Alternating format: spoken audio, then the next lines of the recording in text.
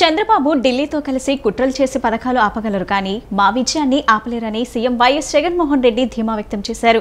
ఈ ఎన్నికల్లో పేదల శత్రువులంతా ఏకమై మీ జగన్పై ఎంతటి దిగజారు రాజకీయాలు చేస్తున్నారో, ఎంతగా దిగజారి యుద్ధం చేస్తున్నారో గమనించాలని సూచించారు. ఎన్నికల ప్రచారంలో తూర్పుగోదావరి జిల్లా రాజానగరం, ఇచ్చాపురం, గాజువాకల్లో ఏర్పాటు చేసిన రోడ్ షోలో సీఎం వైఎస్ జగన్మోహన్ రెడ్డి పాల్గొని ప్రసంగించారు. ఓటు అనే అస్త్రంతో ఈ చంద్రబాబుకు గుణపాఠం చెప్పాలని పిలుపునిచ్చారు. ఈరోజు రాష్ట్రంలో క్లాస్ వార్ జరుగుతోంది. పేదవాడు ఒకవైపు, పెత్తందారులు ఒకవైపు ఉన్నారు. ఎవరు మీకు మంచి చేశారో, ఎవరు ఉంటే ఆ మంచి కొనసాగుతుందన్నది మాత్రమే మీరు వేసే ఓటు నిర్ణయిస్తుందని గుర్తుంచుకోవాలన్నారు. జూన్ 4న మళ్లీ మీ బిడ్డ అధికారంలోకి వస్తాడు, పథకాలన్నీ అందిస్తాడని మాటిచ్చాడు. మరో 5 రోజుల్లో కురుక్షేత్ర మహాసంగ్రామం జరగబోతోందని, జరగబోయే ఎన్నికలు కేవలం ఎంపీలను, ఎమ్మెల్యేలను ఎన్నుకునేందుకు జరగబోయే ఎన్నికలు కావు. ఈ ఎన్నికలు రాబోయే 5 ఏళ్ల మీ ఇంటింటి భవిష్యత్తును, పథకాల కొనసాగింపును నిర్ణయించబోయే ఎన్నికలన్నారు. అందరూ గుర్తుపెట్టుకోండి, ఈ ఎన్నికల్లో మీరు జగన్కు ఓటు వేస్తే ఇంటింటి భవిష్యత్తు, పథకాల కొనసాగింపు, ఇంటింటి అభివృద్ధికి అడుగులు ముందుకు పడతాయన్నారు. అదే పొరపాటున చంద్రబాబుకు ఓటు వేస్తే పథకాలన్నీ ముగింపేనన్నారు. ఈ ఎన్నికల్లో పేదల శత్రువులంతా పేదలకు అండగా నిలబడిన మీ ఒక్క జగన్ మీద ఎంతటి దిగజార్డు రాజకీయాలు చేస్తున్నారో, ఎంతగా దిగజారి యుద్ధం చేస్తున్నారో మీరే చూస్తున్నారుగా అన్నారు. ప్రజలు అప్రమత్తంగా ఉండి ఫ్యాన్ గుర్తుకు ఓటు వేయాలని పిలుపునిచ్చారు. ఎన్నికల ముందు చంద్రబాబు రకరకాల వాగ్దానాలు ఇచ్చి ఆ తర్వాత అవి అమలు చేయకపోవడం వల్ల తమకు కలిగిన నష్టాన్ని ప్రతీకారంగా 2019లో రైతన్నలు, అక్క చెల్లెమ్మలు, నిరుద్యోగులు, సామాజిక వర్గాలు, పల్లె ప్రజలు, పట్టణ ప్రజలు అంతా కలిసి చంద్రబాబు సైకిల్ ను ఏ ముక్కకు ఆ ముక్క విరిచి పక్కన పడేశారు. ఆ తుప్పు పట్టిన సైకిల్ కు చంద్రబాబు రిపేర్ చేయాలని చాలా కష్టపడతా ఉన్నాడు. ఆ రిపేర్ చేసే భాగంలో ముందుగా ఎర్ర చొక్కాల దగ్గరికి వెళ్లారు.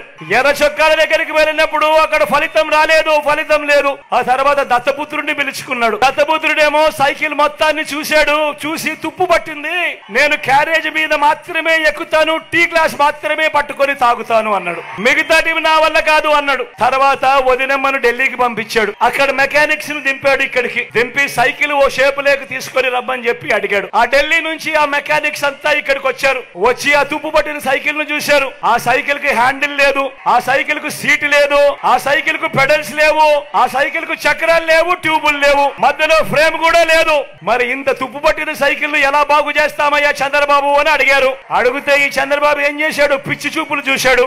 పిచ్చి చూసి ఇదొక్కటే మిగిలింది అని బెల్లు ట్రింగ్ అని బెల్లు కొట్టడం మొదలు పెట్టాడు. ఆ బెల్లు పేరే అబద్ధాల మేనిఫెస్టో. ఇలా అధికారంలోకి వచ్చేదాకా అబద్ధాలు, మోసాలు. కాంగ్రెస్ అధికారంలో రాగానే ఉపాధి హామీ కూలీల వేతనం పెంచుతామని కాంగ్రెస్ పార్టీ అధ్యక్షురాలు వైఎస్ షర్మిల హామీ ఇచ్చారు.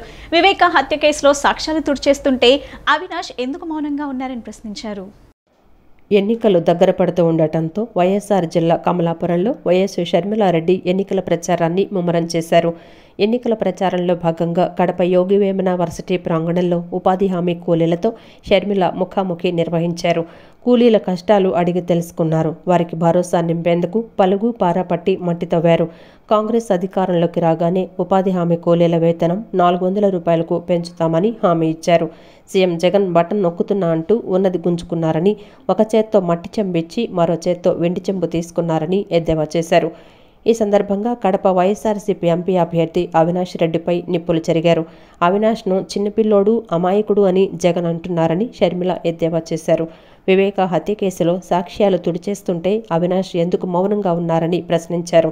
అవినాష్ రెడ్డి అమాయకుడని, రవీంద్రనాథ్ రెడ్డి, జగన్ ఇద్దరు చెప్తున్నారని, వీళ్లను అమాయకులంటే ఎవరైనా నమ్ముతారా అని షర్మిల నిలదీశారు. కాబట్టి మీకు డబ్బులు ఇస్తే తీసుకోండి, ఏం మొమాట పడాల్సిన పర్లేదు. ఏం మేనమామన్నా అన్న, అవినాష్ రెడ్డిని పక్కన పెట్టుకొని ఇదే మేనమామ సాక్ష్యాలు తుడిచేస్తుంటేనట అవినాష్ రెడ్డి అమాయకంగా నిలబడి చూస్తున్నాడట. మా మేనమామే సర్టిఫికెట్ ఇస్తున్నాడు. ఇలాంటి ఎమ్మెల్యే, ఇలాంటి ఎంపీ ఏమైతుందన్నా, ఎమ్మెల్యేకి పర్వాలేదట. సాక్ష్యాలు తుడిచేస్తున్నా ఈయన నిలబడుతూ చూడడము పర్వాలేదని ఎమ్మెల్యేనే సర్టిఫికెట్ ఇస్తున్నాడు. గత 5 సంవత్సరాలుగా వివేకానంద రెడ్డి గారి విషయంలో న్యాయం జరిగిందన్నా సిబిఐ అన్ని సాక్ష్యాలు, ఆధారాలు చూపించి మరి అవినాష్ రెడ్డి గారు చంపించారు అని చెప్తున్నా కూడా జగన్మోహన్ రెడ్డి గారు గత 5 సంవత్సరాలుగా అదే అవినాష్ రెడ్డి గారిని కాపాడుకుంటూ వచ్చారు.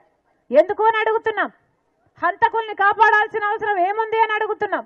అంటే హత్య చేసిన వాళ్ళే మళ్ళీ గెలవాలి, అధికారాన్ని వాడుకొని తప్పించుకొని తిరగాలి, మళ్ళీ వాళ్ళే చట్టసభలకు వెళ్ళాలి. పోనీ చట్టసభలకు వెళ్ళి ఏమైనా చేశారమ్మా? ఎంపీగా మీరు 2 సార్లు గెలిపించారు అవినాష్ రెడ్డిని. ఎప్పుడైనా పనికొచ్చాడా? ఎప్పుడైనా మీ దగ్గరికి వచ్చి సమస్యలు తీర్చాడా? కడప స్టీల్ ఫ్యాక్టరీ ఎంపీగా ఒక్కసారైనా పార్లమెంట్ లేవనెత్తాడా? పార్లమెంటులో ఎందుకు మాట్లాడలేదు? కడప స్టీల్ ఫ్యాక్టరీ కోసం ఎందుకు కొట్లాడలేదు? ఎంపీగా మీరు 2 సార్లు గెలిపిస్తే మీకేమొచ్చింది? మీకేం చేశాడు? మీకేం వచ్చింది? మీ బిడ్డలకు ఉద్యోగాలు వచ్చాయా? మీరేమైనా బాగుపడ్డారా? ఒకసారి ఆలోచన చేయండి. బీజేపీకి తొత్తులుగా మారిన వైసీపీ కూటమి పార్టీలకు తగిన గుణపాఠం చెప్పాలని సిపిఐ జాతీయ కార్యదర్శి నారాయణ పిలుపునిచ్చారు. దేశాన్ని రాష్ట్రాన్ని కాపాడుకోవాలంటే ఇండియా కూటమికి ప్రజలు మద్దతు పలకాలని కోరారు. విజయవాడ పార్లమెంట్ అభ్యర్థి వల్లూరి భరత్, పశ్చిమ ఎమ్మెల్యే అభ్యర్థి కోటేశ్వరరావులను అఖండ మెజార్టీతో గెలిపించాలని అన్నారు. విజయవాడ పశ్చిమ అసెంబ్లీ నియోజకవర్గ సిపిఐ అభ్యర్థి జె కోటేశ్వరరావు విజయాన్ని కాంక్షిస్తూ భవానీపురం నందు ర్యాలీ నిర్వహించారు. ఈ కార్యక్రమంలో సిపిఐ జాతీయ కార్యదర్శి నారాయణ పాల్గొన్నారు. ఈ సందర్భంగా వారు మాట్లాడుతూ ఇండియా కూటమి నేతల గెలుపు కోసం ప్రచారం చేస్తున్నామని అన్నారు. వైసీపీ అయినా, టీడీపీ అయినా, జనసేన అయినా అన్ని పార్టీలు బీజేపీకి తొత్తులుగా పనిచేస్తున్నాయని మండిపడ్డారు. మతాల మధ్య చిచ్చుపెట్టి గెలవాలనే ప్రయత్నాలను బీజేపీ పనిచేస్తోందని అన్నారు. దేశాన్ని, రాష్ట్రాన్ని కాపాడుకోవాలంటే ఇండియా కూటమికి ప్రజలు మద్దతునివ్వాలని పిలుపునిచ్చారు. విజయవాడ పార్లమెంటు నుండి పోటీ చేస్తున్న వల్లూరి భరత్, పశ్చిమం నుండి పోటీ చేస్తున్న కోటేశ్వరరావును అత్యధిక మెజారిటీతో గెలిపించాలని పిలుపునిచ్చారు. ఈ పద్ధతుల్లో వాళ్ళు ఇలాంటి ప్రజాస్వామ్యాన్ని చేస్తారు. అసలు దేశాన్ని మొత్తం విడగొడతారు. ఈ ముస్లిం రిజర్వేషన్ ఇప్పుడు ఏమంటున్నారు? వ్యతిరేక దగ్గరికి మేము ముస్లిమ్స్ మతపరమైన రిజర్వేషన్ తప్ప మీకు అందరూ ఏంటంట కొత్తగా మాట్లాడుతున్నారు. అంటే మెసేజ్ మార్చారు. అయోధ్య పునరుద్ధరించుకున్నారు, పోనీగాలే. మోడీ గ్యారెంటీ అన్నారు, అది ఎక్స్పైర్ అయిపోయింది. ఇప్పుడు తాళిపూర్తి అన్నారు, అది కూడా ఎక్స్పైర్ అయిపోతున్నారు. ముస్లిం రిజర్వేషన్స్ అన్నారు, ఇప్పుడు దానికి కూడా ఎక్కువడుతున్నారు. దీన్ని బట్టి అనేక పద్ధతుల్లో ఆపద మొక్కలకు కావాలని చూస్తున్నారు. దానికి కారణం ఉత్తరాది రాష్ట్రాలు మొత్తం ఓడిపోతారు కాబట్టి దక్షిణాది రాష్ట్రాలు పోతున్నారు. ఎక్కడిది అది అయిపోయేది, ఓడిపోయేది. ఎట్టి పరిస్థితుల్లో బీజేపీ కూటమి వచ్చే అవకాశం లేదు. అందుకనే ఇది ఒక రకంగా బ్లాక్ మెయిల్ చేసేటువంటి బీజేపీ. బ్యాంకులకి 5,700 కోట్ల రూపాయలు ఎగనామా పెట్టినటువంటి వారు ఈ రోజున ఎన్నికల్లో పోటీ చేసి ప్రజాస్వామ్యంలో మేము ఉన్నామనేటటువంటి పద్ధతిలో ఓట్లు వేయమని చెప్పి అడిగటం అనేటటువంటిది ఇంతకంటే దుర్మార్గం ఉండదు. 5,700 కోట్ల రూపాయలు ప్రజల ధనాన్ని ఒక చేత్తో కోట్ల రూపాయలు ఎగనామా పెట్టి ఈ రోజున ఓట్లు కుడి చేత్తోటి ఎగ్గొట్టి ఎడం చేత్తో ఒక 100 కోట్ల రూపాయలు పెట్టి ఈ రోజున గెలవాలని చూసేటటువంటి విధానాన్ని ప్రజలు గమనించమని చెప్పి విజ్ఞప్తి చేస్తాం. నాకు ఓటు వేస్తే ఖచ్చితంగా మీ గల్లీలో ఉండేటటువంటి సమస్యల్ని అధ్యయనం చేసి పరిష్కారం చేసేటటువంటి దశగా రాబోయే కాలంలో పనిచేస్తారు. అంతేగాని ఢిల్లీలో ఉండేటటువంటి నాయకులకు ఓట్లు వేస్తే ఎక్కడ వేసిన గొంగలు ఎక్కడ అన్నట్టుగా విజయవాడ పశ్చిమ నియోజకవర్గంలో ప్రజల యొక్క స్థితి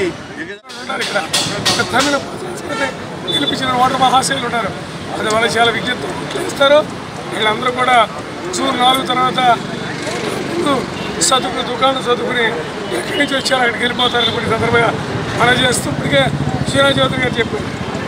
22 వార్డుల్లో 22 నేను ఆఫీసులు పెడతాను, ఎక్కడే సమస్య వచ్చినా నేను చూస్తాను. అంటే పరోక్షంగా నేను ఉండననేగా, పరోక్షంగా ఎమ్మెల్యేగా నేను మీకు అందుబాటులో నేను ఉంటాను, లేదంటే కాళేశ్వర మార్కెట్ కూడా షాప్ తీసుకుంటానని చెప్తాను. 22 కార్యాలయాలు పెడతాను, 20 మంది కుర్రోళ్ళు పెడతారు అక్కడ కంప్యూటర్లు పెట్టి. ఇదే ప్రజాస్వామ్యంలో ప్రజల కోసం పనిచేయడానికి మేము అడుగుతున్నాం. ఇది ఏమైనా కూడా ధనబలానికి నమ్మకుండా ప్రజాబలానికి న్యాయానికి కట్టుబడి ఓటర్ మహాశైలు చేస్తారని కాంగ్రెస్ పార్టీ ఇండియా కూటమి అభ్యర్థులు గెలిపించారు. సెంట్రల్ నియోజకవర్గం టీడీపీ అభ్యర్థి బోండా ఉమాకుమారుడు 62వ డివిజన్లో వైసీపీ కార్యకర్తలపై దాడి చేయడాన్ని ఎంపీ కేశినేని నాని ఖండించారు. మొదటి నుంచి వారి నైజం అంతే అని, తండ్రి బాటలోనే ఇద్దరు కొడుకులు ఉన్నారని అన్నారు. రౌడీయిజం, గుండాయిజం, ల్యాండ్ గ్యాబరింగ్, మహిళలను ఇబ్బందులు పెట్టే పరిస్థితులు, లంచాలు తీసుకోవడం జరిగింది. ఇటువంటి వ్యక్తులు రాజకీయాలకు పనికిరారని, ప్రజలు వీరిని త్వరలోనే తరిమి కొట్టనున్నారని తెలిపారు. విజయవాడ సెంట్రల్ నియోజకవర్గం 30వ డివిజన్ రామకృష్ణాపురంలో కార్పొరేటర్ జానారెడ్డి ఆధ్వర్యంలో నియోజకవర్గ వైసీపీ అభ్యర్థి వెల్లంపల్లి శ్రీనివాస్, ఎంపీ అభ్యర్థి కేశినేని నాని ఎన్నికల ప్రచారం నిర్వహించారు.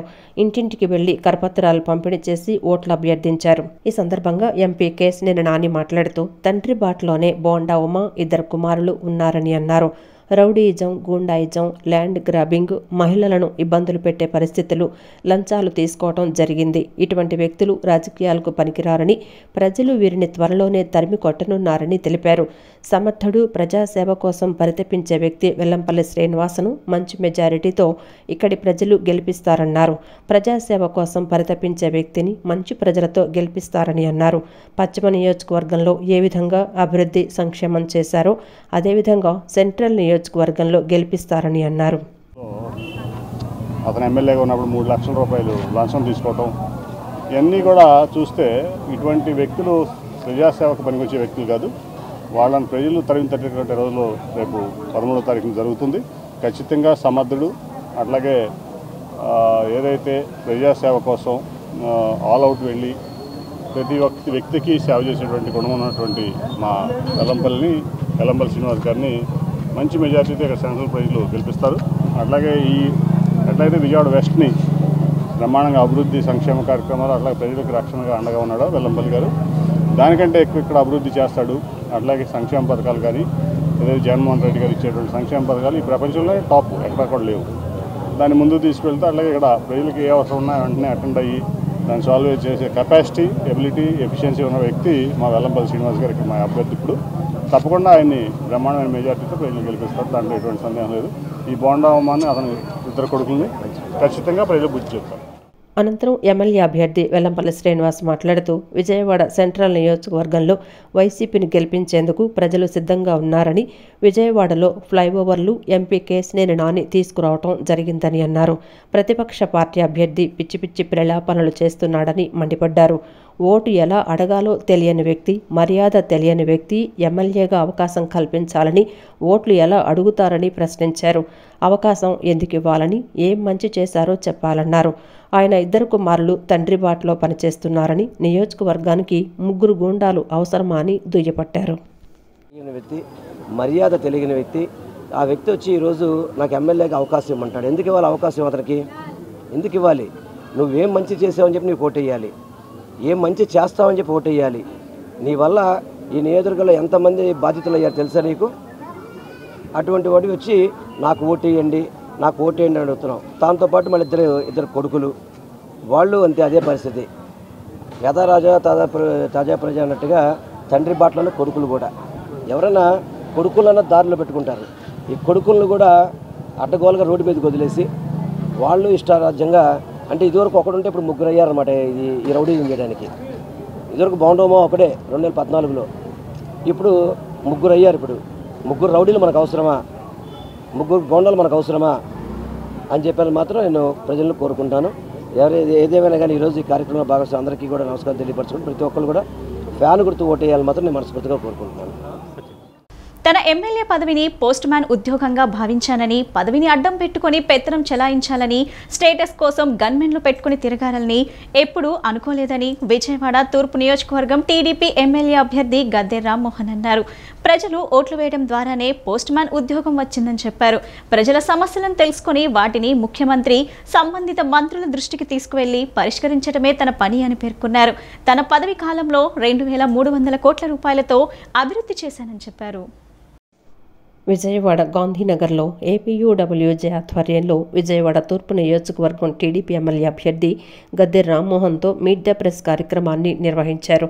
ఈ సందర్భంగా ఆయన మాట్లాడుతూ నందమూరి తారక రామారావు తనకు గురువు, దైవమని, ఆయన మరణం వరకు అక్కడే ఉన్నానని, ఆ తర్వాత టీడీపీ జెండా ఎక్కడికి వెళ్తే అక్కడికి వెళ్లాలని చంద్రబాబు వద్దకు వచ్చానని అన్నారు. తనకు రాజకీయాల్లో గాడ్ ఫాదర్ ఎవరూ లేరన్నారు. ఎంపీగా ఉన్నప్పుడు అప్పటి పరిస్థితులను బట్టి మధురా నగర్ రైల్వే లైన్ను తీయించానని, భారతదేశంలో ప్రథమమని పేర్కొన్నారు. మూతపడి ఉన్న ఎయిర్పోర్టు సేవలను పునరుద్ధరించేలా కృషి చేశానని చెప్పారు. గన్నవరం ఎమ్మెల్యేగా ఎన్టీఆర్ పశువైద్య కళాశాల, విజయవాడ తూర్పు నియోజకవర్గ ఎమ్మెల్యేగా కృష్ణలంకలో ప్రభుత్వ జూనియర్ కళాశాలలను తీసుకొచ్చానని అన్నారు.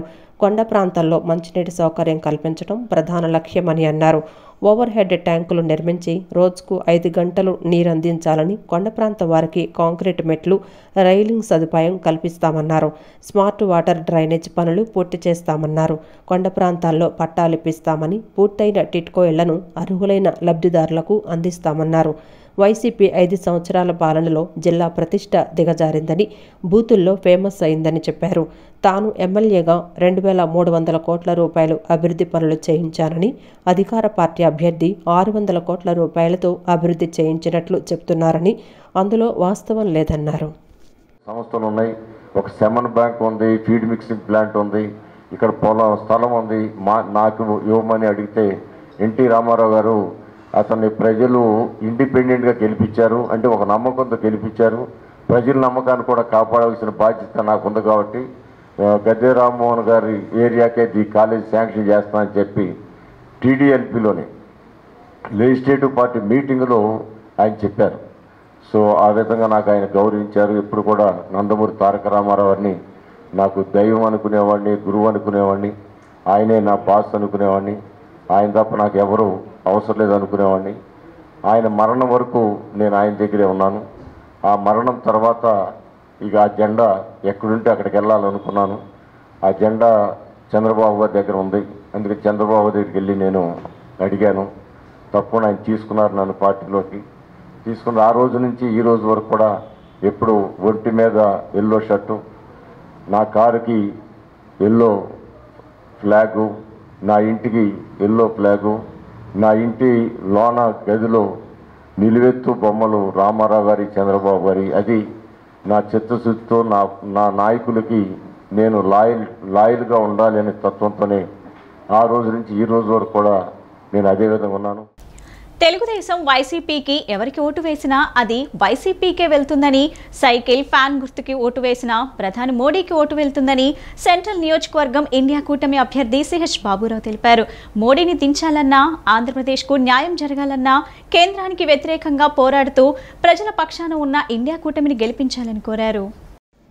విజయవాడ సెంట్రల్ నియోజకవర్గ ఇండియా కూటమి అభ్యర్థి CH Baburao Satyanarayanapuram Shivaji cafe centre నుండి ఎన్నికల ప్రచారాన్ని నిర్వహించారు.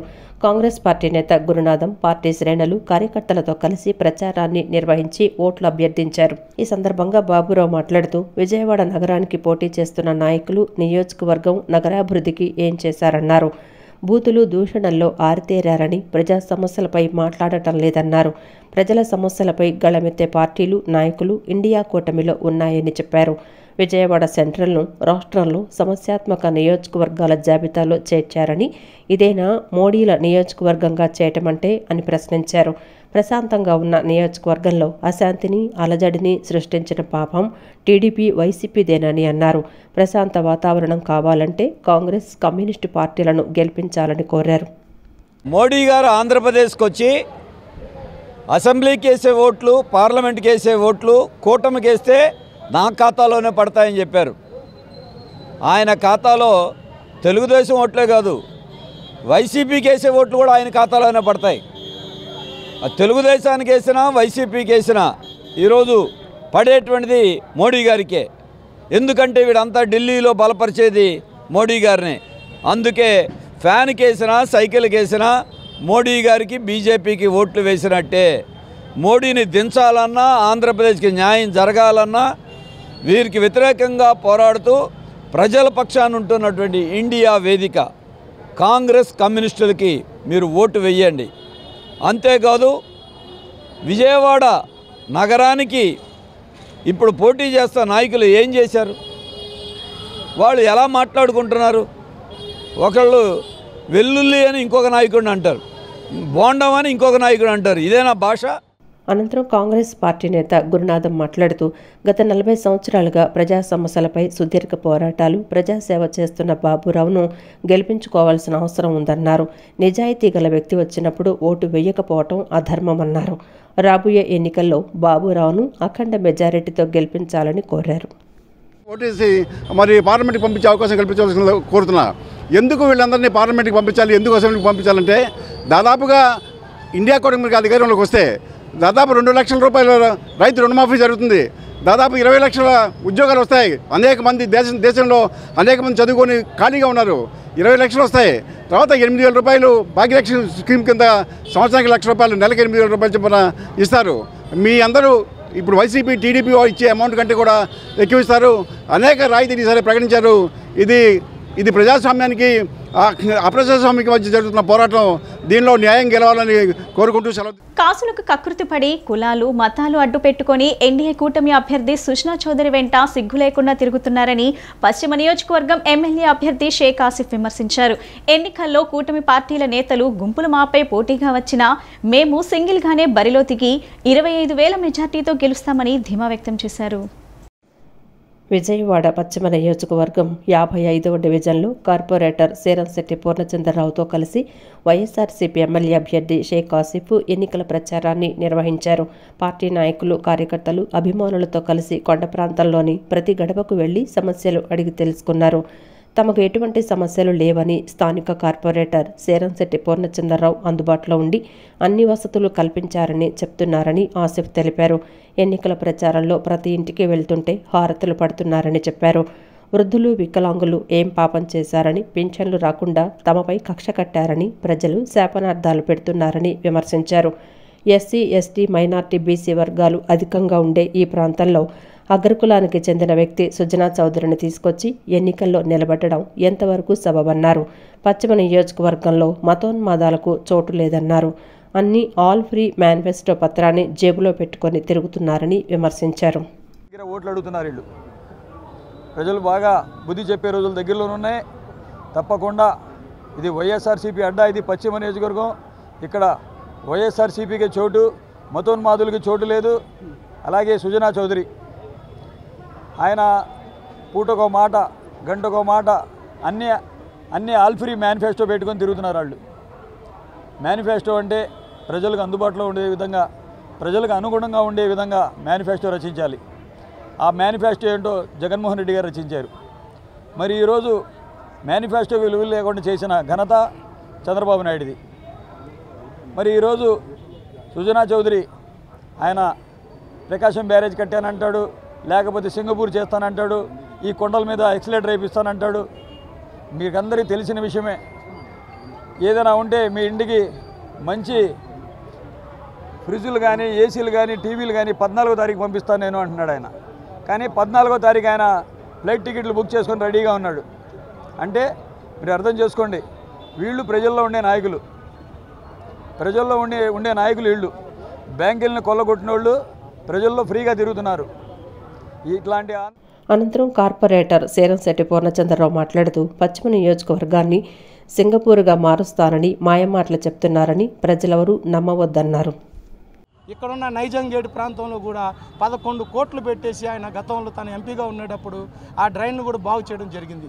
మరి ఈ రకంగా ఎంపీ గారి గురించి అడగాలంటే ప్రతి ఫ్లేఓవర్ మీద మీరు నడుస్తుంటే అడుగుద్ది కేసినేని అన్ని ఫ్లేవర్లో డబడబా సౌండ్లు వస్తే ఆ ఫ్లేఓవర్ మటుకు కేసినేని అన్నీ కూడా ఆయన సొంత ఆలోచనతో చేసిన పనే తప్ప చంద్రబాబు ప్రభుత్వంలో చేసిన ఆ రోజు చంద్రబాబు ఫ్లేఓవర్లు తెచ్చినందుకు ఎంపీ గారికి ముట్టిగాయలు వేశారు. అది నేను చెప్పొచ్చో లేదో కానీ డైరెక్ట్గా సెంట్రల్ మినిస్టర్ గారు అయినటువంటి లడ్డా గారే పబ్లిక్ మీటింగ్లో చెప్పారు.